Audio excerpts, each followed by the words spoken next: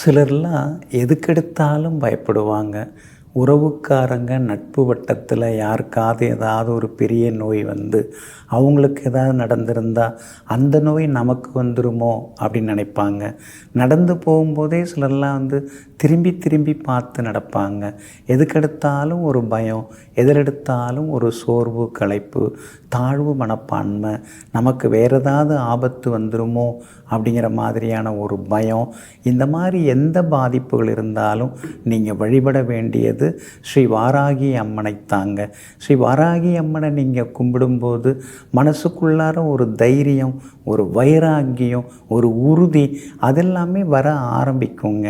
பொதுவாக 7.5 சனி, கண்டகச்சனி, பாதகாதிபதி தசை, 6 தசை இதெல்லாம் நடக்கும் பொழுது மற்றவங்களால் நமக்கு ஏதாவது ஆபத்து வந்துடுமோ, எதிரிகளால் நாம் ஏதாவது அலகழிக்கப்படுவோமோ, அவமதிக்கப்படுவோமோ, அல்லது கௌரவத்தை நாம் வந்து கட்டி காப்பாற்ற முடியுமோ முடியாதோ, இவ்வளோ நாளாக வந்து நாம் எல்லார்கிட்டையும் நல்ல பேர் எடுத்துட்டோம், ஆனால் அடுத்தது அந்த மாதிரி இருக்க முடியுமோ, இந்த மாதிரியெல்லாம் கவலைப்படுறவங்க, இது மாதிரியெல்லாம் வந்து பயப்படுறவங்க ஸ்ரீ வாராகி அம்மனை வழிபட்டால் பெரிய வெற்றி கிடைக்குங்க. ஸ்ரீ பல்லூர் வராகி அம்மன் ரொம்ப ரொம்ப சக்தி வாய்ந்த அம்மனுங்க. பழமையான திருக்கோவிலுங்க இந்த திருக்கோவில். பொதுவாக இந்த பல்லூர் வராகி அம்மன் கோவிலுக்கு வந்து பக்தர்கள் வராங்க. அம்மனுக்கு எதிர்த்தாப்புல சின்ன மண்டபம் இருக்குது.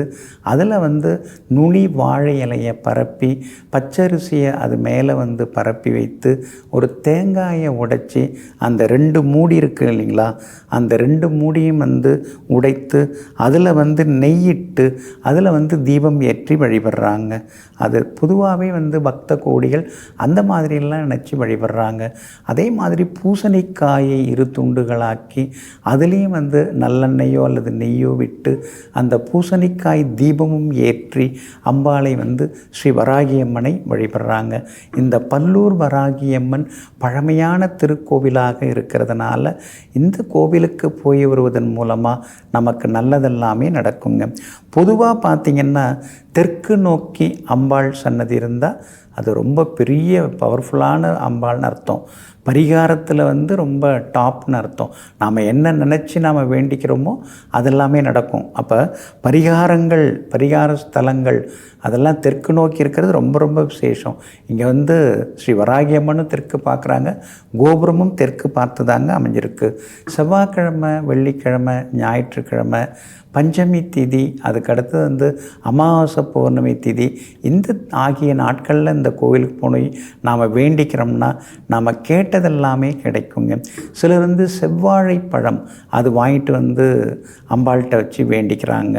அதே மாதிரி ஆடைகள், சிவப்பு நிற ஆடைகள், குங்குமப்பூ நிற, அதாவது குங்கும நிற ஆடைகள், அதெல்லாம் இங்கே வந்து அந்த மெரூன் கலர்னு சொல்கிறோம் இல்லைங்களா, அந்த மாதிரி ஆடைகள்லாம் இங்கே வந்து அம்பாளுக்கு அந்த வஸ்திரம் சாத்தியும் வணங்குறாங்க.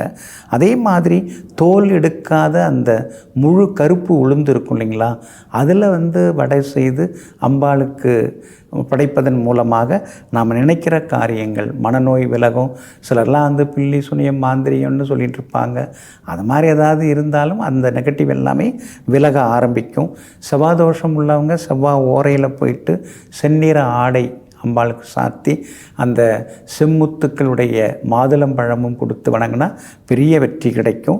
இது மாதிரி நிறைய பலன்கள் இந்த கோவிலுக்கு போகிறது மூலமாக கிடைக்குங்க.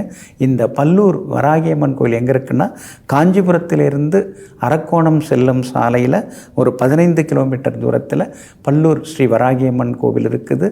அவசியம் போய் வாங்க. மனசுக்குள்ளார ஒரு தெம்பு, தைரியம் வரும். நீங்கள் நினச்ச காரியங்கள் எல்லாமே நிறைவேறும்.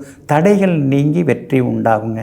நெஞ்சிற்கினியவர்களே, புந்தி வாரமாகிய இன்றைய நாள் உங்களுக்கு பொன்னையும் பொருளையும் அள்ளித்தரும் அதிர்ஷ்டகரமான நாளாக அமையட்டும். மீண்டும் நாளை காலை சந்திப்போம்.